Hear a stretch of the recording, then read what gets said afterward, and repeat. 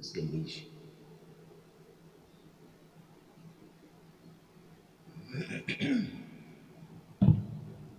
الله أكبر.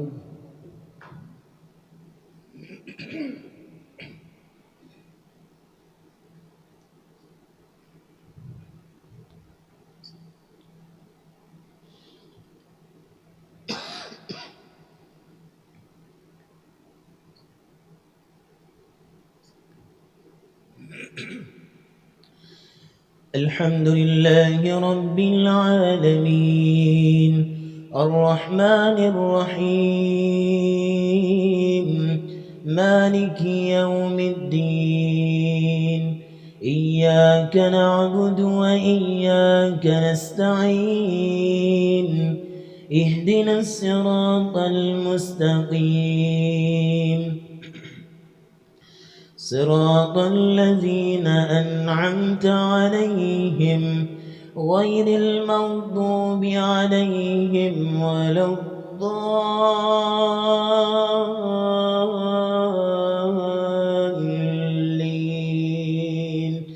آمين.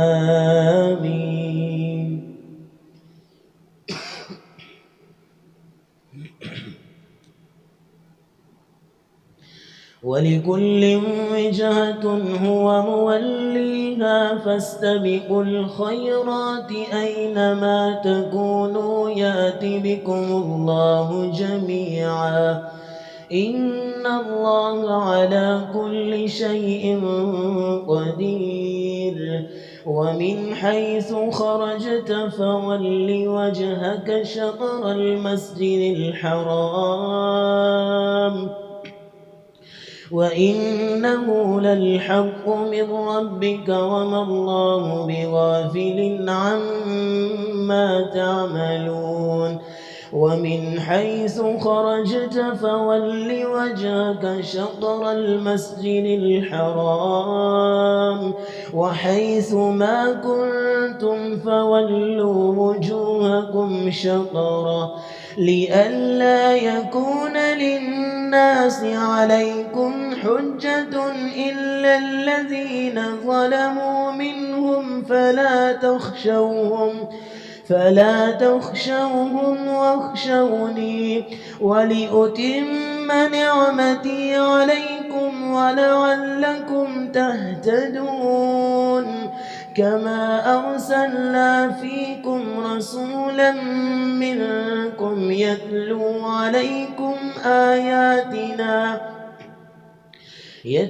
عليكم آياتنا ويزكيكم ويعلمكم الكتاب والحكمة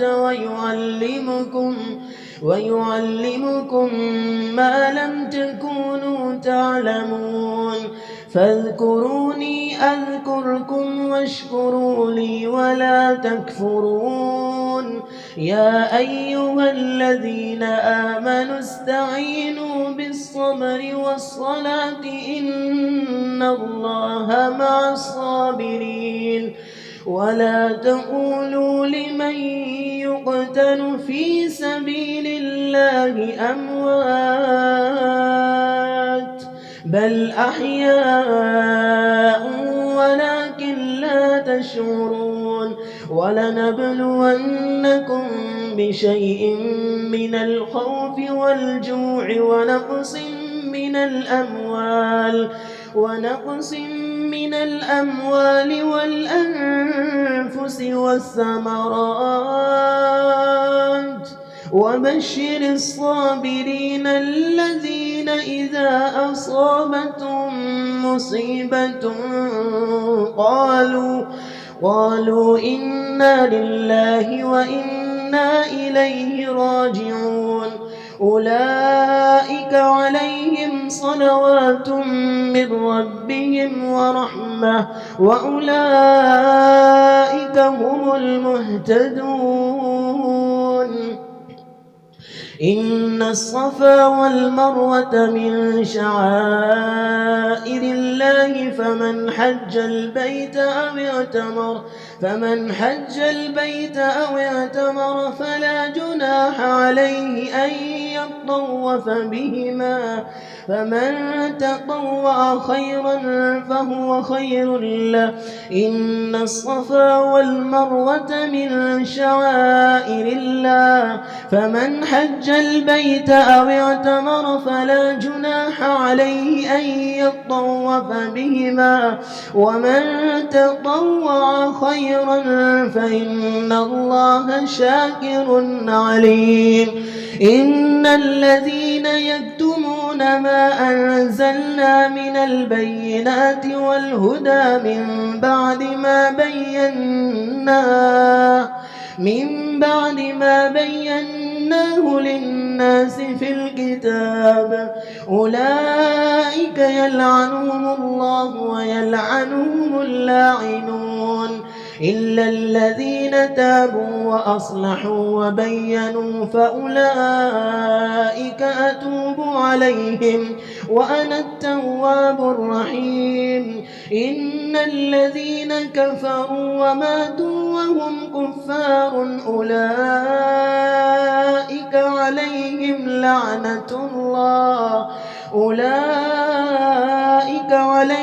لعنة الله والملائكة والناس أجمعين خالدين فيها لا يخفف عنهم العذاب ولا هم ينظرون. وإلهكم إله واحد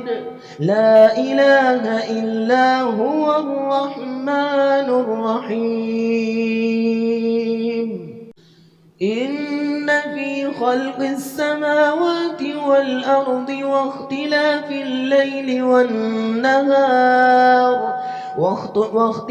الليل والنهار والفلك التي تجري في البحر بما ينفع الناس وما أنزل الله من السماء من ماء فأحيا به الأرض بعد موتها وبث فيها من كل دابة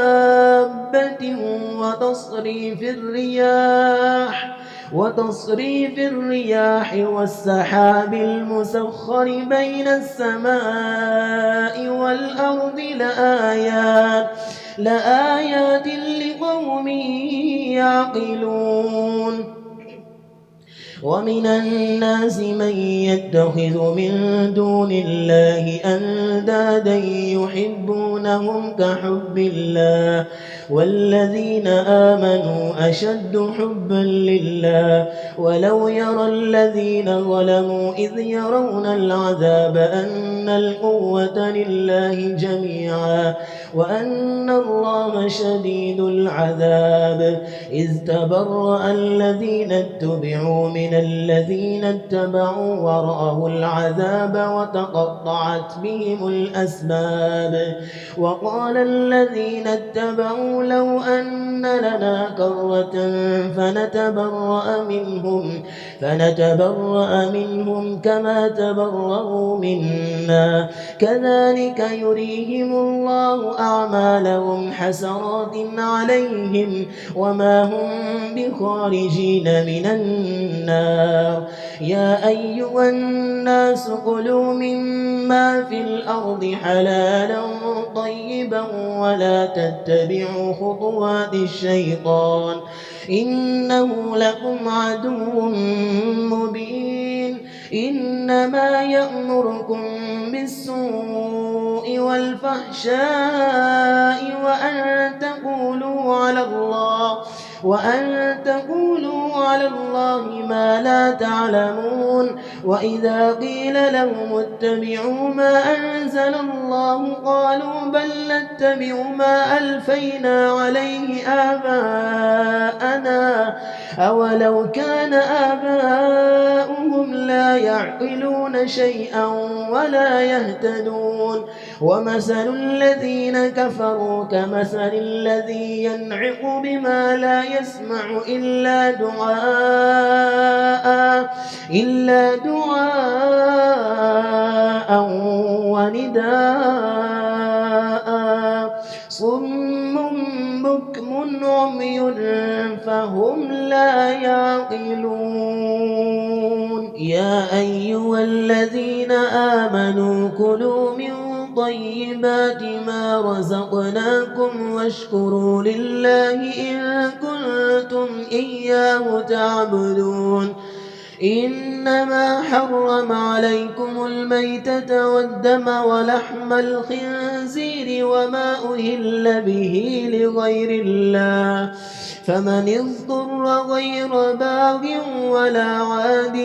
فلا إثم عليه إن الله غفور رحيم إن الذين يكتمون ما أنزل الله من الكتاب ويشترون به ثمنا قليلا أولئك ما يأكلون في بطونهم إلا النار ولا يكلمهم الله يوم القيامة ولا يزكيهم ولهم عذاب أليم أولئك الذين اشتروا الضلالة بالهدى والعذاب بالمغفرة فما أصبرهم على النار ذلك بأن الله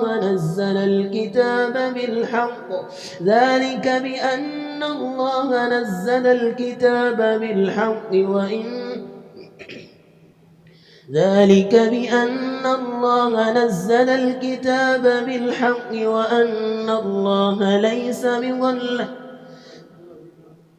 ذلك بأن الله نزل الكتاب بالحق وإن الذين اختلفوا في الكتاب لفي شقاق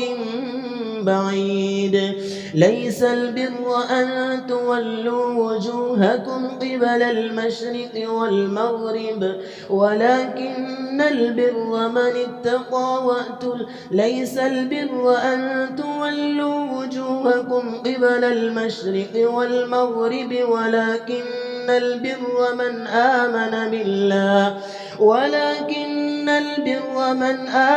بالله واليوم الآخر والملائكة والكتاب والنبيين وآتى المال على حبه ذوي القربى واليتامى والمساكين وابن السبيل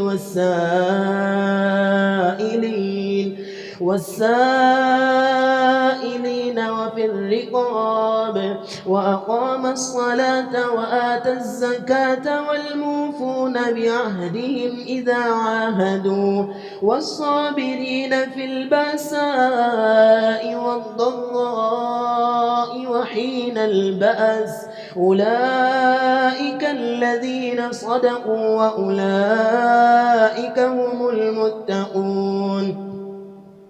يا أيها الذين آمنوا كتب عليكم القصاص في القتلى الحر بالحر والعبد بالعبد والأنثى بالأنثى فمن عفي له من أخيه شيء فاتباع بالمعروف وأداء إليه بإحسان ذلك تخفيف من ربكم ورحمة فمن اعتدى بعد ذلك فله عذاب أليم ولكم في القصاص حياة يا أولي الألباب لعلكم تتقون كتب عليكم إذا حضر أحدكم الموت إن ترك خيرا الوصية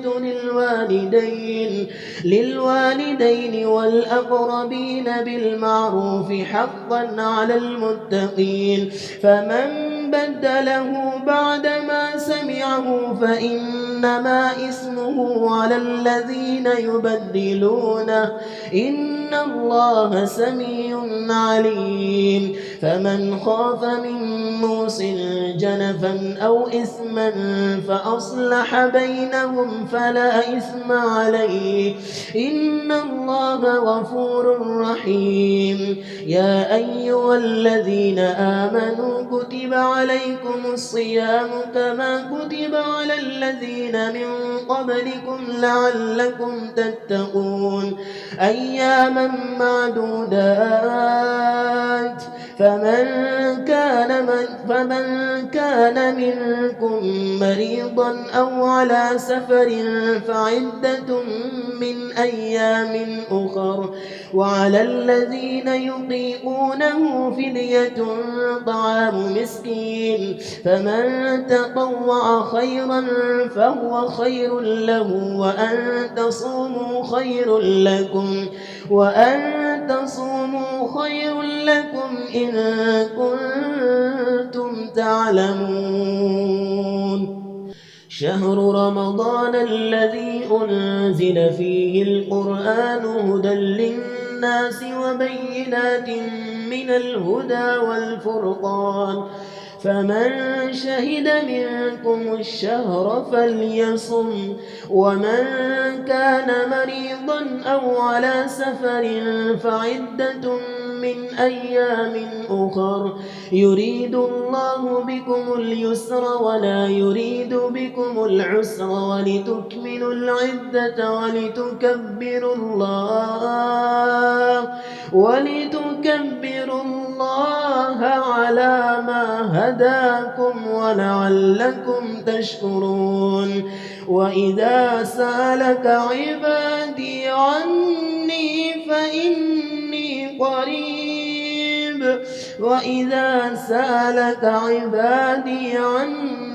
فإني قريب أجيب دعوة الداع إذا دعان فليستجيبوا لي وليؤمنوا بي لعلهم يرشدون. أحل لكم ليلة الصيام الرفث إلى نسائكم هن لباس لكم وأنتم لباس لهن علم الله أنكم كنتم تختانون أنفسكم فتاب عليكم وعفى عنكم فالآن باشروهن وابتغوا ما كتب الله لكم وكلوا واشربوا حتى يتبين لكم الخيط الأبيض من الخيط الأسود من الفجر ثم أتموا الصيام إلى الليل ولا تباشروهن وأنتم عاكفون في المساجد تلك حدود الله فلا تقربوها كذلك يبين الله آياته للناس لعلهم يتقون. ولا تأكلوا أموالكم بينكم بالباطل وتدلوا بها إلى الحكام لتأكلوا فريقا من أموال الناس بالإثم وأنتم تعلمون. يسألونك عن الأهلة قل هي مواقيت للناس والحج وليس البر بأن تأتوا البيوت من ظهورها ولكن البر من اتقى وأتوا البيوت من أبوابها واتقوا الله لعلكم تفلحون.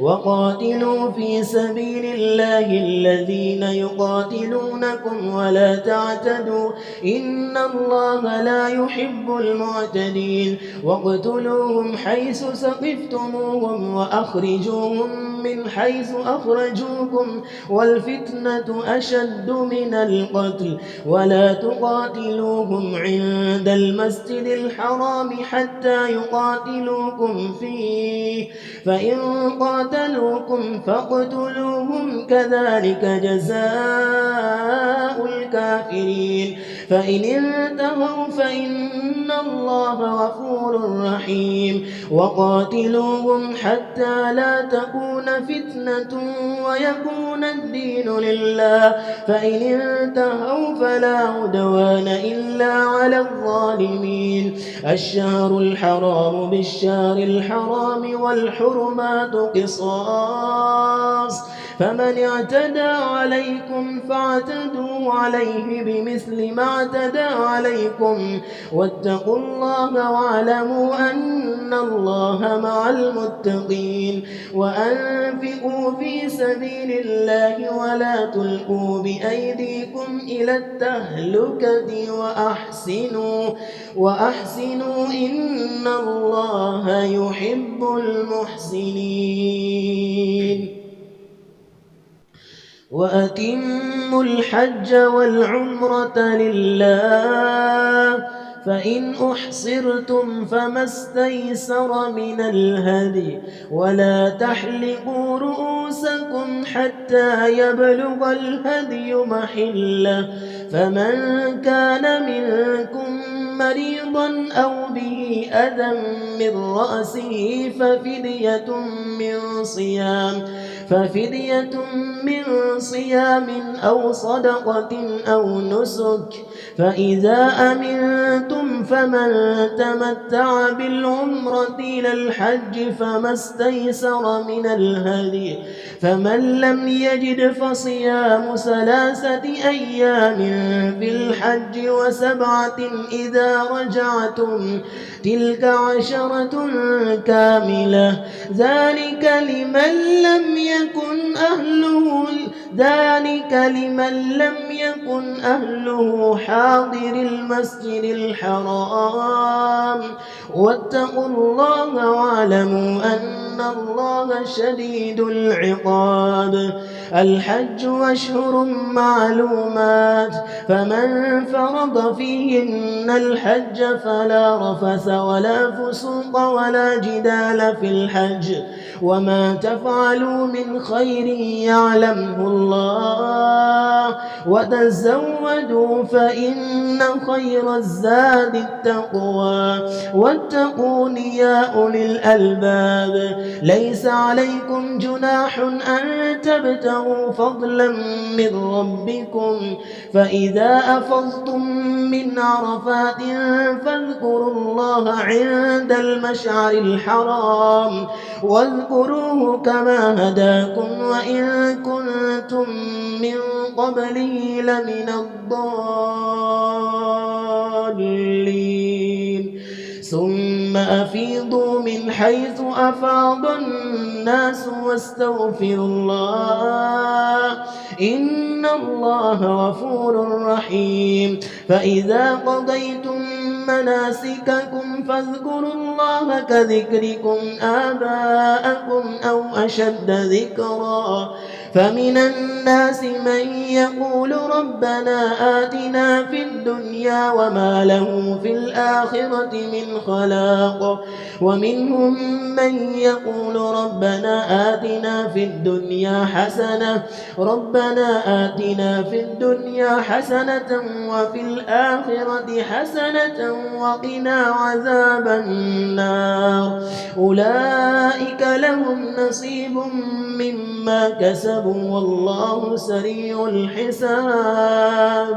واذكروا الله في أيام معدودات فمن تعجل في يومين فلا إثم عليه ومن تأخر فلا إثم عليه لمن اتقى واتقوا الله واعلموا أنكم إليه تحشرون ومن الناس من يعجبك قوله في الحياة الدنيا ويشهد الله على ما في قلبه وهو ألد الخصام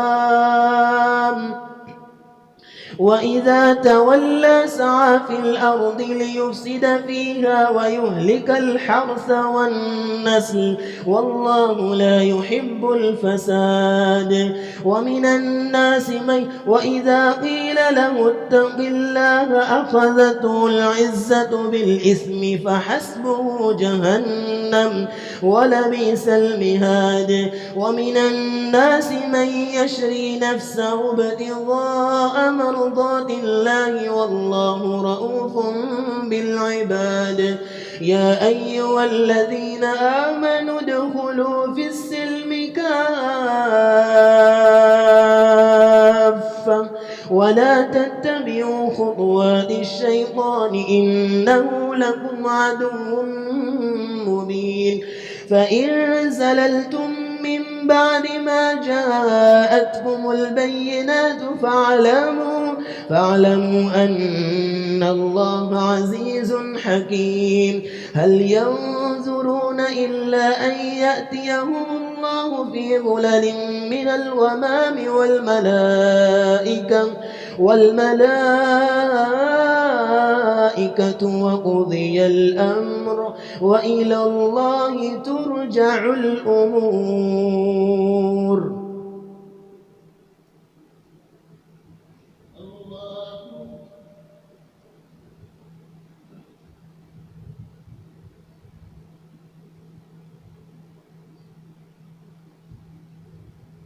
سمع الله لمن حمده.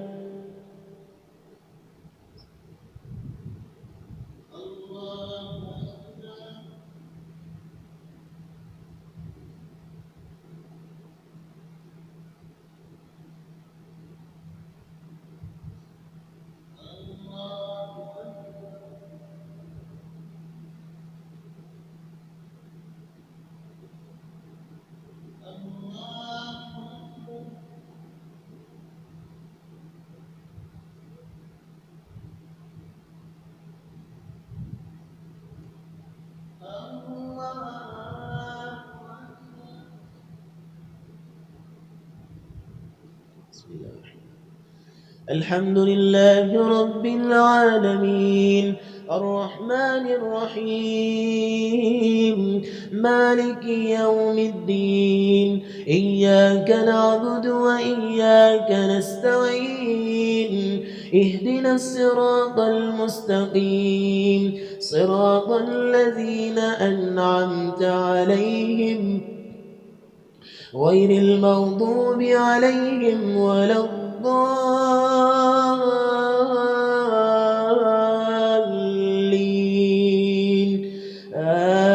آمين. سل بني إسرائيل كم آتيناهم من آية بينة ومن يبدل نعمة الله من بعد ما جاءته فإن الله شديد العقاب. زين للذين كفروا الحياة الدنيا ويسخرون من الذين آمنوا والذين اتقوا فوقهم يوم القيامة والله يرزق من يشاء بغير حساب. كان الناس أمة واحدة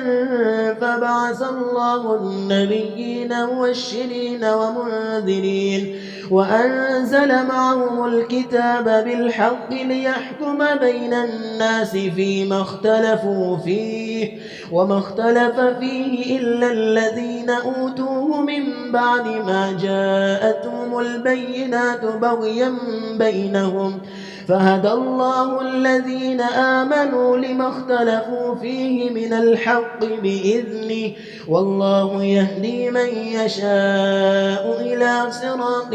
مستقيم. أم حسبتم أن تدخلوا الجنة ولما يأتكم مثل الذين خلوا من قبلكم مستهم البأساء والضراء وزلزلوا حتى يقول الرسول والذين آمنوا معه متى نصر الله ألا إن نصر الله قريب. يسألونك ماذا ينفقون قل ما أنفقتم من خير فللوالدين والأقربين واليتامى والمساكين وابن السبيل وما تفعلوا من خير فإن الله به عليم.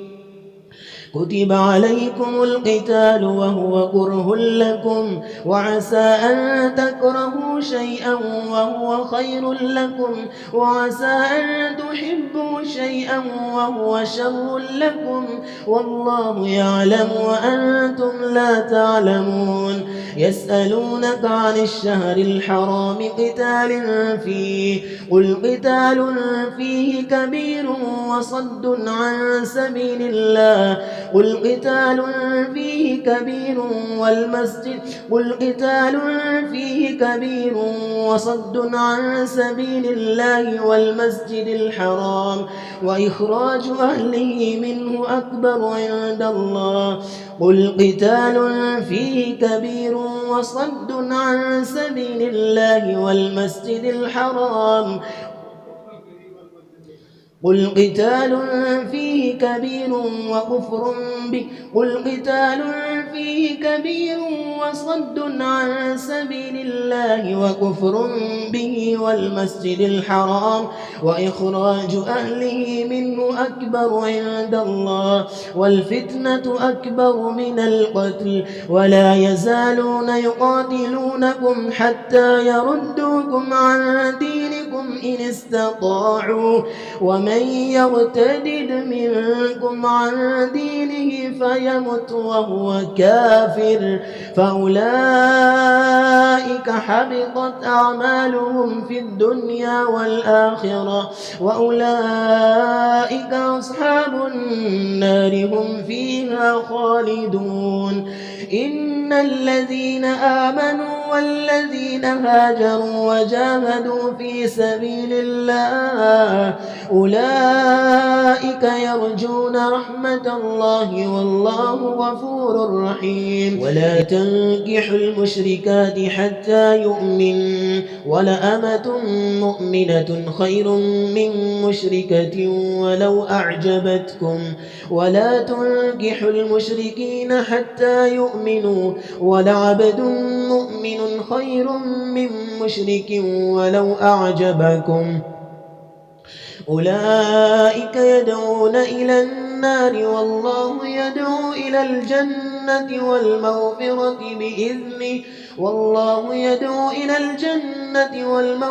بإذنه ويبين آياته للناس لعلهم يتذكرون ويسألونك عن المحيض قل هو أذى فاعتزلوا النساء في المحيض ولا تقربوهن حتى يطهرن فإذا تطهرن فأتوهن من حيث أمركم الله إن الله يحب التوابين ويحب المتطهرين نساؤكم حرث لكم فأتوا حرثكم أنى شئتم وقدموا لأنفسكم واتقوا الله واعلموا أنكم ملاقوه وبشر المؤمنين ولا تجعلوا الله عرضة لأيمانكم أن تبروا وتتقوا وتصلحوا بين الناس والله سميع عليم لا يؤاخذكم الله باللغو في أيمانكم ولكن يؤاخذكم بما كسبت قلوبكم والله غفور حليم للذين يؤلون من نسائهم تربص 4 أشهر فإن فاءوا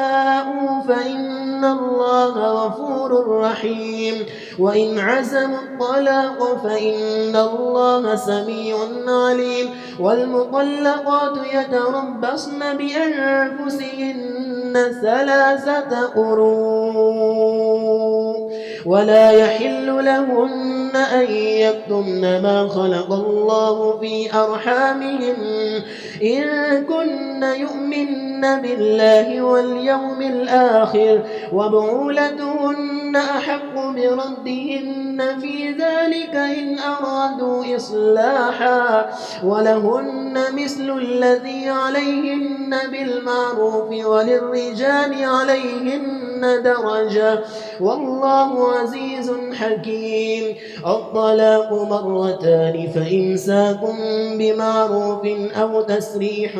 بإحسان ولا يحل لكم أن تأخذوا مما آتيتموهن شيئا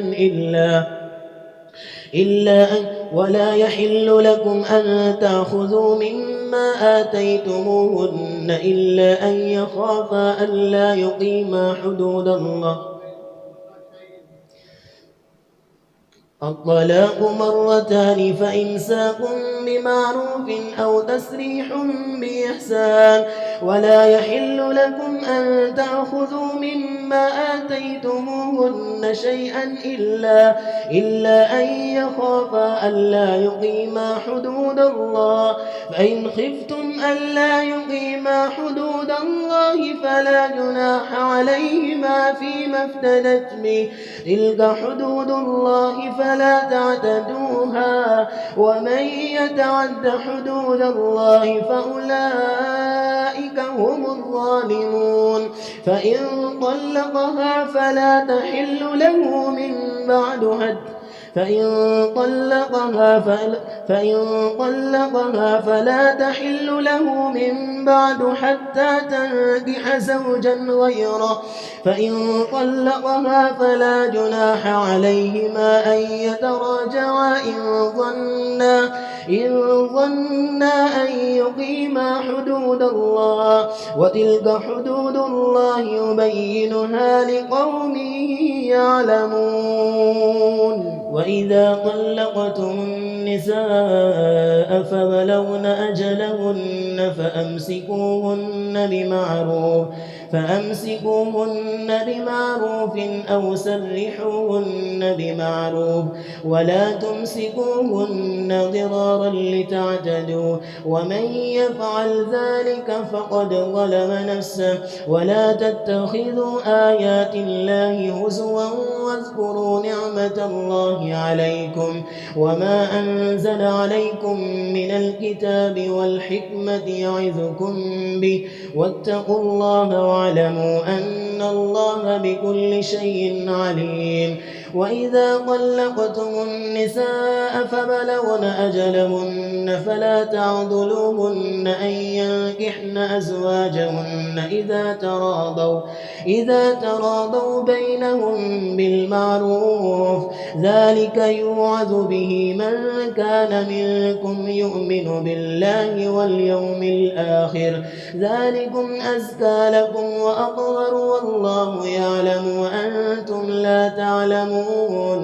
والوالدات يرضعن أولادهن حولين كاملين لمن أراد أن يتم الرضاعة وعلى المولود له رزقهن وكسوتهن بالمعروف لا تكلف نفس إلا وسعها لا تضار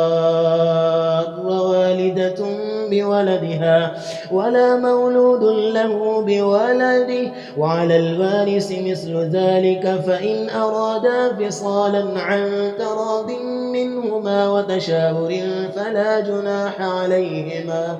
وإن أردتم أن تسترضعوا أولادكم فلا جناح عليكم إذا سلمتم ما آتيتم بالمعروف واتقوا الله واعلموا أن الله بما تعملون بصير. والذين يتوفون منكم ويذرون أزواجا يتربصن بأنفسهن 4 أشهر وعشرا فإذا بلغن أجلهن فلا جناح عليكم فيما فعلن في أنفسهن بالمعروف والله بما تعملون خبير. ولا جناح عليكم فيما عرضتم به من خطبة النساء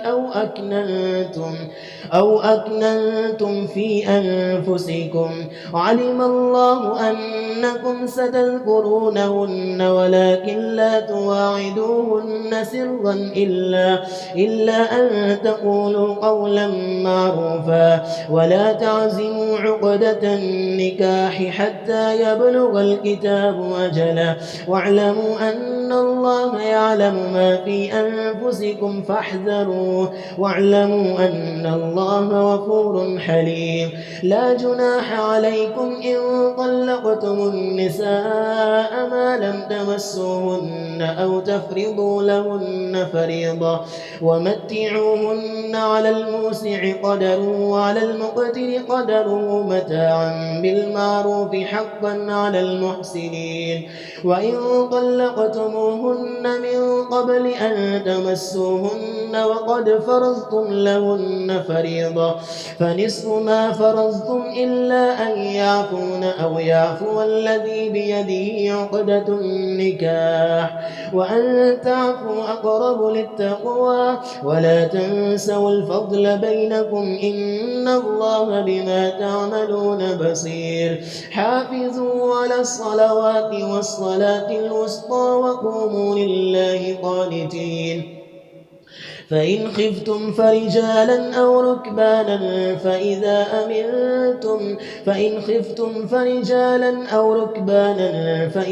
أمنتم فاذكروا الله كما علمكم ما لم تكونوا تعلمون. والذين يتوفون منكم ويذرون أزواجا وصية لأزواجهم متاعا إلى الحول غير إخراج فإن خرجن فلا جناح عليكم فيما فعلن في أنفسهن من معروف والله عزيز حكيم. وللمطلقات متاع بالمعروف حقا على المتقين كذلك يبين الله لكم آياته لعلكم تعقلون. ألم تر إلى الذين خرجوا من ديارهم وهم ألوف حذر الموت فقال لهم الله موتوا ثم أحياهم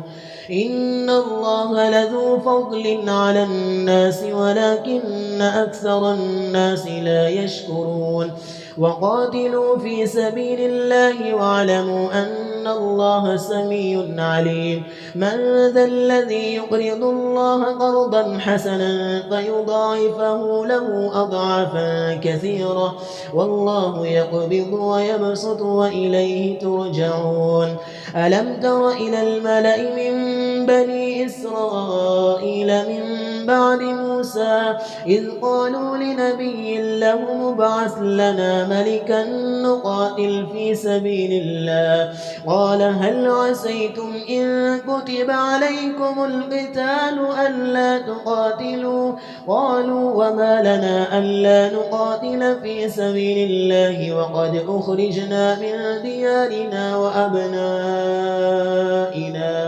فلما كتب عليهم القتال تولوا إلا قليلا منهم والله عليم بالظالمين. وقال لهم نبيهم إن الله قد بعث لكم طالوت ملكا قالوا أنا يكون له الملك علينا ونحن أحق بالملك منه ولم يؤت سعة من المال قال إن الله اصطفاه عليكم وزاده بسطة في العلم والجسم والله يؤتي ملكه من يشاء والله واسع عليم. وقال لهم نبيهم إن آية ملكه أن يأتيكم التابوت فيه سكينة من ربكم وبقية مما ترك آل موسى وآل هارون تحمله الملائكة إن في ذلك لآية لكم إن كنتم مؤمنين. فلما فصل طالوت بالجنود قال إن الله مبتليكم بنهر فمن شرب منه فليس مني ومن لم يطعمه فإنه مني إلا من اغترف غرفة بيده فشربوا منه إلا قليلا منهم فلما فلما جاوزه هو والذين آمنوا معه قالوا لا طاقة لنا اليوم بجالوت وجنوده قال الذين يظنون أنهم ملاقو الله كم من فئة قليلة غلبت فئة كثيرة بإذن الله والله مع الصابرين ولما برزوا لجالوت وجنوده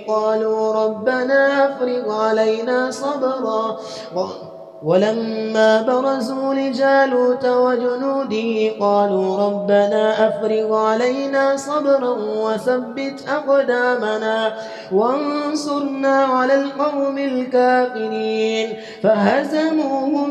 بإذن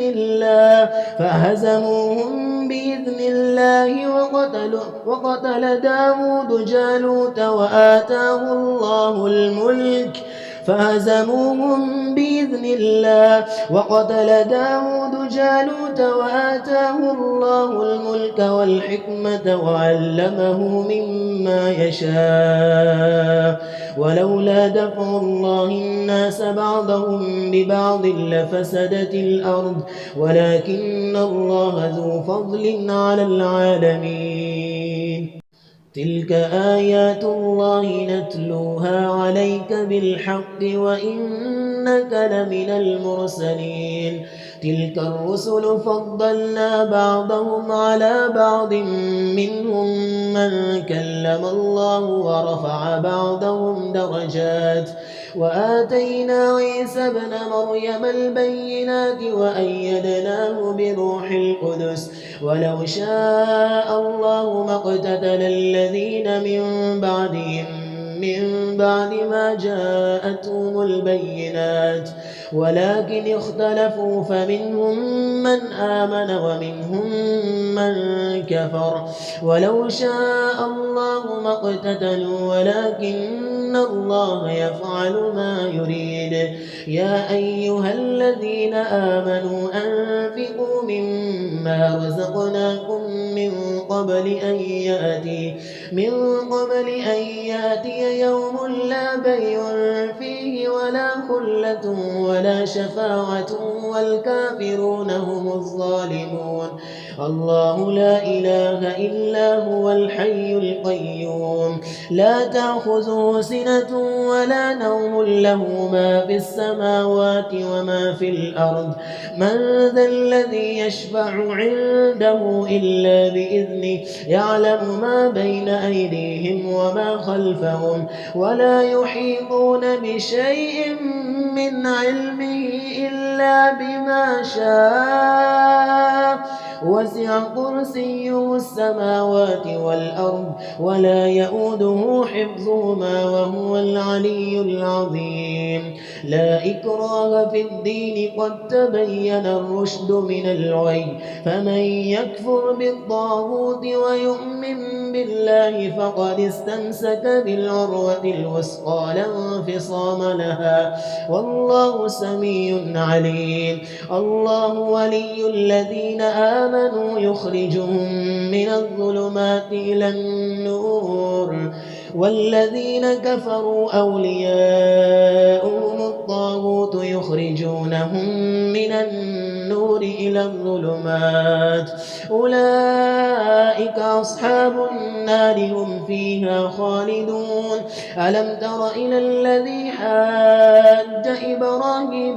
في ربه أن آتاه الله الملك إذ قال إبراهيم ربي الذي يحيي ويميت قال أنا أحيي وأميت قال إبراهيم فإن الله يأتي بالشمس من المشرق فأت بها من المغرب فبهت الذي كفر والله لا يهدي القوم الظالمين أو كالذي مر على قرية وهي خاوية على عروشها قال أنى يحيي هذه الله أنى يحيي هذه الله بعد موتها فأماته الله 100 عام ثم بعثه قال كم لبثت قال لبثت يوما أو بعد يوم قال بل لبثت 100 عام فانظر إلى طعامك وشرابك لم يتسنه وانظر إلى حمارك ولنجعلك آية للناس وانظر إلى العظام كيف ننشزها ثم نكسوها لحما فلما تبين له قال أعلم أن الله على كل شيء قدير وإذ قال إبراهيم رب أرني كيف تحيي الموتى قال أولم تؤمن قال بلى ولكن ليطمئن قلبي قال فخذ 4 من الطير فصرهن إليك ثم اجعل على كل جبل منهن جزءا ثم ادعهن يأتينك سعيا واعلم أن الله عزيز حكيم.